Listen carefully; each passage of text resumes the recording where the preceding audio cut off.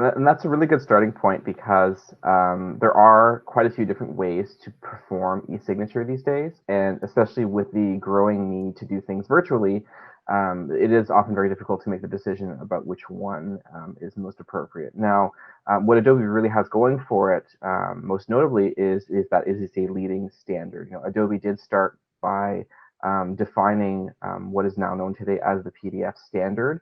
And really, you can think of Adobe Sign as an extension of that standard. So it is known worldwide. It is used all over the place. So one of the biggest key features of Adobe Sign is that it allows you to have not only just an e-signature, but a recognized and legally binding e-signature across the vast majority of the planet. So it's not just a matter of I'm putting a signature on the page, it's that it is actually a valid signature. It is authentic. It is certifiable.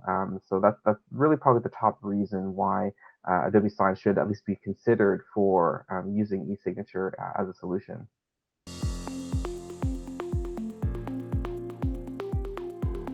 And the one thing that I do have to stress is that there is no one size fits all. There's no perfect way to implement things. It will absolutely change depending on the way your organization is structured, how many users you have, how many different types of departments you're working with. But really, I think a lot of it comes down to talking to those users, getting some feedback, understanding what their use cases are, their business cases are, and how e-signature can then be incorporated into that. And the other thing too is we don't necessarily have to do everything at once. I have seen many cases where, let's do a trial, let's test this out with legal. And once legal has gone through the motions, tested things out, then we can start branching off, expanding. Okay, let's get HR involved, let's this other group get involved. And there are a lot of tools with Adobe Sign to support that type of scenario, because you can separate users into their own different groups. You can make sure that different types of settings and requirements for one group may not necessarily be applicable to another, and you have the tools to be able to separate those. So being able to approach them and make sure that you have the information that you need for that is one very big part of the story. The other, though, is also getting the appropriate support for it. Now, this again will change depending on the needs of the organization. Maybe you are super hands-on, super tech savvy, you can do everything yourself. I have seen organizations where I have worked providing support, and it comes down to, every few weeks, how's it going? What's the update? Okay, we're all good. That's fine. But other times you need some handholding. You need some mentoring, some training, that kind of thing. So taking advantage of some of the tools that Adobe has, as oftentimes you will be able to get access to different types of training material, courses, sometimes real-time mentoring with a trainer. So really just to gauge, what you think your users are going to need, and then take advantage of what Adobe can offer with that.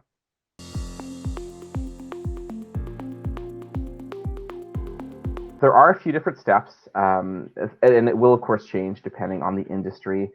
I generally would recommend looking up use cases, testimonials of similar players. If you are in an education space, what are other schools doing? Do they like what they're doing? And there are often various types of not only just written testimonials, sometimes even video interviews, recordings of sessions with other players in these types of spaces. And I don't necessarily say, if you have to do an immense amount of research, look at every single potential player in the industry, but there are a few key players to take into consideration, and of course, Adobe Sign being one of them. And the other is that, especially with these types of tools, because of how, I don't want to say simple necessarily, but how accessible they are, odds are you can get a free trial. You can, get your hands dirty and actually test the waters. More often than not, and Adobe especially, they will give you the ability to, well, you want to do this, and maybe that's not part of the free trial. Okay, well, let's give you the option of doing that for 30 days or something like that, just to get a feel for what it's like. Really, the biggest barrier to entry is just that initial dive, that initial plunge. Once you get your feet wet, I guess I could say, then you'll have a better sense of how the process works. What tools are available, which ones do I need to consider, which ones do I not. The other one that is also something to consider is around budget, of course. There is always a cost to these tools. More often than not, moving to an e-signature solution allows you to save money in the long term. There are various types of studies out there that show, if you're going from a paper process to an electronic one, you're saving tons of money on the paper alone, let alone the time that it takes to move that paper around. So cost is definitely an aspect to look into, how you want to get the pricing going, the licensing behind that as well. But again, because it's a very hot industry, very active market, there is a ton that you can do to negotiate around that, to find options that work. So really just get in there, try it out, see what's available, because more likely than not, you'll find something that works.